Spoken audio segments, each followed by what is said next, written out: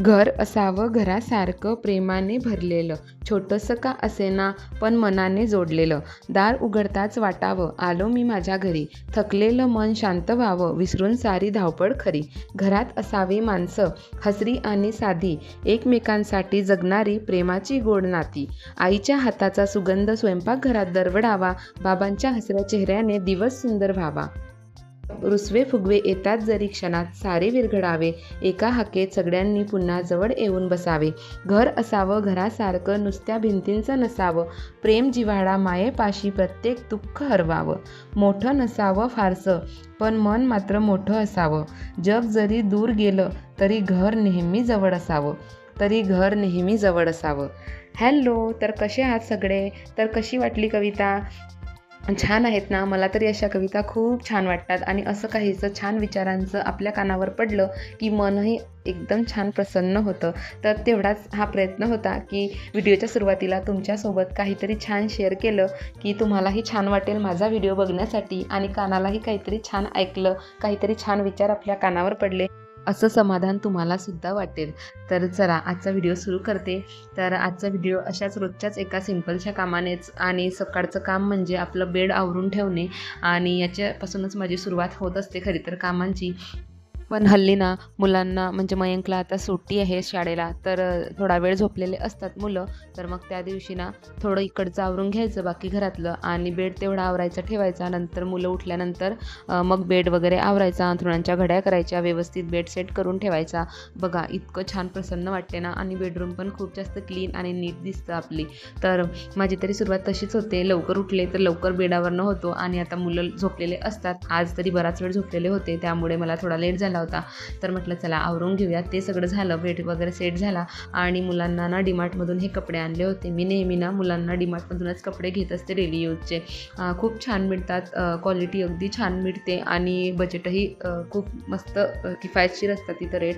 तर कमी रेटमध्ये छान कपडे तिथं मिळतात.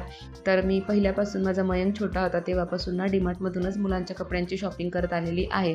फक्त काहीतरी लग्न समारंभ किंवा ऑकेजनली काहीतरी कपडे आपल्याला वेगळे घ्यायचे असतात ना, तेव्हाच फक्त दुकानांमध्ये जाऊन घेते. तर मग ठीक आहे, तशा टायमाला पण डेली यूजचे किंवा डेली वापरातले कपडे ना मुलांची तिथं खूप छान मिळतात. पण एवढंच आहे की तिथं ना खूप जास्त बास्केटमध्ये टाकलेले असतात एकेका वयाच्या लिमिटपर्यंतचे कपडे, तर आपल्याला शोधून घ्यावे लागतात आणि अजिबात कलर वगैरे जात नाही बरं कपड्यांचा. मी इतके वर्ष झाले यूज करते माझ्या मयंकसाठी, तर खूप छान क्वालिटी असते आणि कमी रेटमध्ये ना इतके छान जर कपडे आपल्याला एकाच जागी मिळत असतील तर काही हरकत नाही. एवढंच असतं की डीमार्टला जर आपण नेहमी गेलो तर खर्च थोडा जास्त होतो, कारण खूप जास्त नजरेला वेगळ्या वेगळ्या वस्तू दिसतात, कपडे दिसतात, तर थोडा मोह स्त्रियांना जास्तच होतो. तर तसं काहीसं असतं, पण कधीतरी करायला काही हरकत नाही आणि मी तरी तसंच करते. खूप महिन्यानंतर डीमार्टला जाते, मग जे हवं आहे ते घेऊन येता येतं आणि महिन्याच्या महिना डीमार्टला न जाता फक्त जेवढं वस्तू आपल्याला डीमार्टमधून आणायच्या आहे किंवा डीमार्टमध्ये खूप छान भेटतात क्वालिटी आणि ज्या परवडतात त्या वस्तू जर आपण लिस्ट करून लिहून घेऊन गेलो आणि फक्त तेवढ्याच आणल्या तर बऱ्यापैकी आपला खर्च वाचतो बरं का. तर आम्ही तरी तसंच जातो आणि लिस्ट करतो आणि तेव्हाच जातो. एकतर 5-4 महिन्यातून जातो किंवा 6 महिने तर डेफिनेटली होतातच आम्हाला कधीतरी. तर अशा प्रकारे आमचं नियोजन असतं. त्यामुळे डीमार्ट फार कमी असतं आणि शक्यतो जेव्हा ना मुलांचे कपडे आणायचे असतात ना तेव्हा मग जातो आम्ही. तेव्हा मग असे एकदाच कपडे थोडे मोठे लहान या हिशोबाने आम्ही घेऊन येत असतो मुलांचे, तर बरं पडते मग ते. तर असं आमचं काहीसं प्लॅनिंग असतं. तर मग यावेळेस डीमार्टमधूनच किराणासुद्धा घेऊन आली मी. थोडाफारच आणायचा होता या महिन्यामध्ये, म्हणून तर हा एक्स्ट्राचा खर्च आम्ही या महिन्यामध्ये केला. म्हणजे कपडे वगैरे घेण्याचं, काही घरात थोडं सामान आणायचं होतं मला, तर ते तर पुढे मी तुमच्यासोबत शेअर केलेलंच आहे ते. तर व्हिडिओ पूर्ण नक्की बघा शेवटपर्यंत. तर असे काहीसे प्लॅनिंग प्रत्येकाचे आपल्या खर्चानुसार, आपल्या गरजेनुसार असतातच. तसंच आमचंही आहे. तर बघा आता हे सगळे नवीन कपडे मला जेव्हा वेळ भेटेल तेव्हा मी वॉश करून घेणार आणि मग मुलांना यूज करायला देणार. तर त्याचे टॅग वगैरे काढले ना मग ऐन वेळेला स्वच्छ करून ठेवले की पटकन मुलांना देता येतात घालायला. तर तसंच काहीच प्रिपरेशन असतं. तर बघा तुम्हाला म्हटलं ना किराण्याचं सामानसुद्धा आणलेलं होतं, तर म्हटलं चला आता हे काम झालं तर ते पण करून घेऊयात. तर काही थोडं वॉशिंगचं सामान होतं ते मी वेगळं काढलं. तेलाचे पॅकेट्स होते, काही छोटं मोठं होतं आणि तांदूळ आणले होते मी, तांदूळ संपले होते, तर ज्वारी आणायची होती मला, ती पण तिथूनच घेऊन आली. म्हटलं परत मग आता दुसरीकडे जाण्याची गरज नाही, एकदा गेलो ना की झालं, मग थोडंच होतं तर म्हटलं ते पण ठेवून देऊया व्यवस्थित.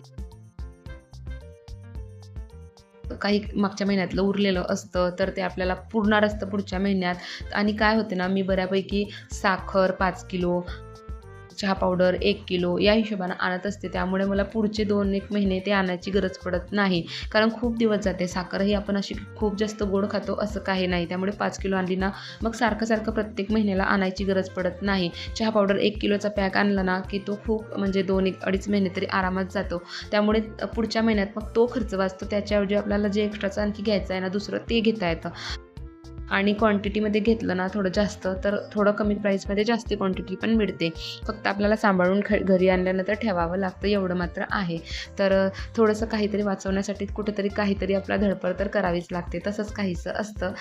तर सर्फ वगैरे ते सुद्धा मी क्वांटिटीमध्येच भरून ठेवते, म्हणजे 7 किलोचं पॅक किंवा 5 किलोचं पॅक, म्हणजे मला सारखं प्रत्येक महिन्याला तेच आणावं लागत नाही. डाळीसुद्धा तर ज्या विकतच्या डाळी खायच्या असतात ना, त्यासुद्धा तशा आणून ठेवते. बघा मागच्या वेळेचं भरायचं राहिलं होतं थोडं, डब्यामध्ये जागा नव्हती, तर ते सुद्धा मी टाकून घेत आहे. तर असे काही प्लॅनिंग आपल्या स्त्रियांना करावेच लागतात आपल्या घरासाठी, आपल्या फॅमिलीसाठी. तर त्यानेच आपला थोडासा खर्च किंवा आपलं काहीतरी आणखी दुसऱ्या गोष्टी आपल्याला ज्या हव्या असतात त्याही घेणं आपल्याला शक्य होतात.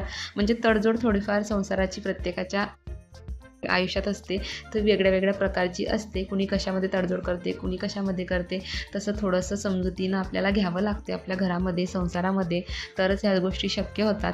तर बघा आता, आणि ह्या ज्या रंगाच्या बकेट आहे ना, मी आधी पण सांगितलं आहे की मला खूप उपयोगी आहे. 2च आहे माझ्याकडे, पण याच्यामध्ये ना मस्त असा किराणा जो एक्स्ट्राचा आहे तो मी भरून ठेवत असते. एका बकेटमध्ये पापड वगैरे असं भरून ठेवलेलं आहे. तर असं थोडंफार प्लॅनिंग करावं लागतं. आणि खूप जास्त डब्बे जर आपण किचनच्या ओट्याखाली ठेवले ना, मग कॉक्रोच वगैरे झाले ना, मग खूप साफ होत नाही आणि धूळही खूप बसते.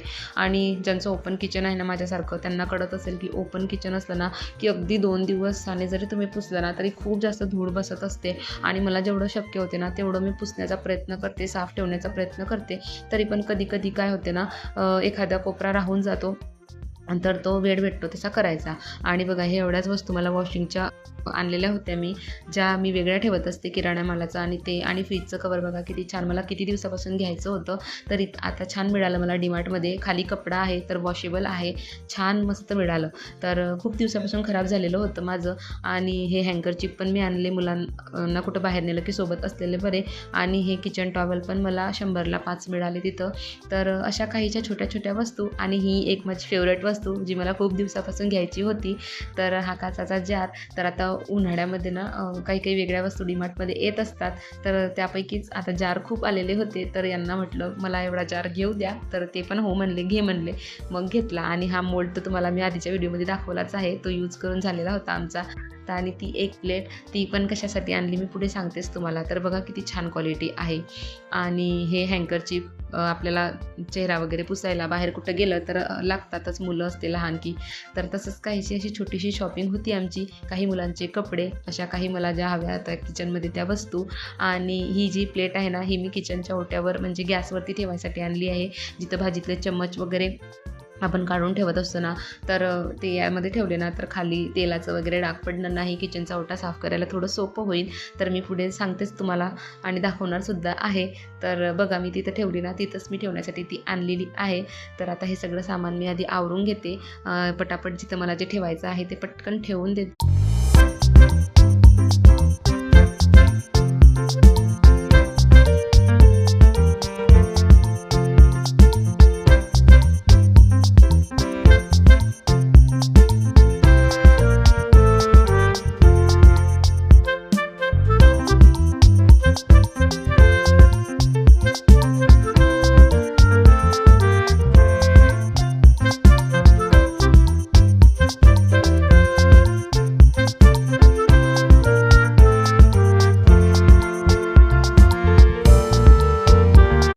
बघा फ्रीजचं कवर फ्रीजवर टाकून दिलं, किती छान दिसते आहे. खूप दिवसापासूनचं माझं आधीचं खराब झालेलं होतं आणि मी ते तसंच वापरत होते फ्रीज. तर आता म्हटलं चला घेऊयात आता. तर हे छान मिळालं, मला आवडलं सुद्धा. आणि जे 2 तुम्हाला नॅपकिन दाखवलं ना ते सुद्धा डीमार्टमधून आणले. त्यातला लाल कलरचा मी देवांसाठी यूज करायसाठी आणला आणि जो एक ग्रे कलरचा होता ना तो मी हात पुसण्यासाठी फ्रीजला लटकवण्यासाठी आणलेला आहे.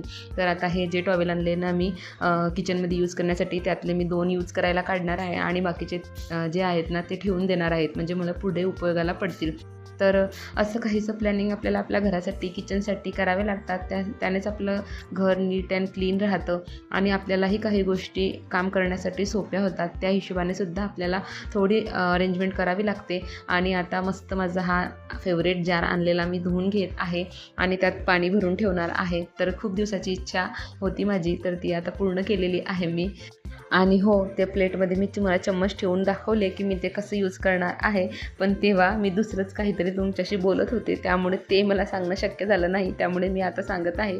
तर तसंच मी ते प्लेट यूज करणार आहे. त्यामुळे ना चम्मचचे जे तेलाचे डाग आहे ना ते किचनला किंवा गॅसला पडणार नाहीत आणि किचनचा ओटा नंतर साफ करताना ना थोडं सोपं होईल आपल्याला.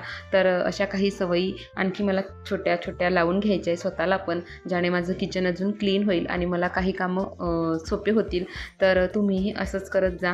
आणि आता ना काही वर्षांपूर्वीची मी आणि आताची मी यात खूप बदल आहे बरं का.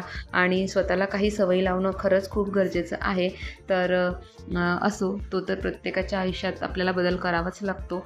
तर बघा आता हा मोल्ड मी 2 ते 3 दिवसापासून भरला नव्हता कुल्फीचा, तर म्हटलं चला आता तोही भरून घेऊयात. तर मागे ना मी रसनाच्या कुल्फ्या लावल्या होत्या मुलांसाठी, तर आता मी कोकम शरबतच्या लावत आहे.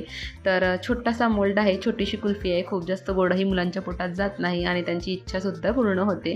तर 2-3 दिवस मधात गॅप घ्यायचा आणि नंतर करायचं, म्हणजे मुलांकडून पण ना जास्त गोड खाल्लं जाणार नाही, थोडं टाळता येईल आपल्याला. आणि असं पण उन्हाळ्याचं थोडं गोड जास्त जातंच, कारण की आईस्क्रीम वगैरे खातात मुलं किंवा आमरस हा प्रकार पण असतो, त्यातही थोडी साखर जातेच. तर मग असे प्रकार असतात, त्यामुळे थोडं टाळलेलं बरंच. तर मग एवढं करता करताना मस्त चहाची वेळ झाली होती, तर चहा ठेवला आणि मी तुम्हाला हिरवागार गवती चहा दाखवला. तर त्या गवती चहाचा चहा तुम्ही सुद्धा पिता का? मला तरी खूप आवडतो आणि खूप जास्त टेस्टी लागतो. तर मी नेहमी आणत असते. 10 रुपयालाच त्याची गड्डी मिळतं.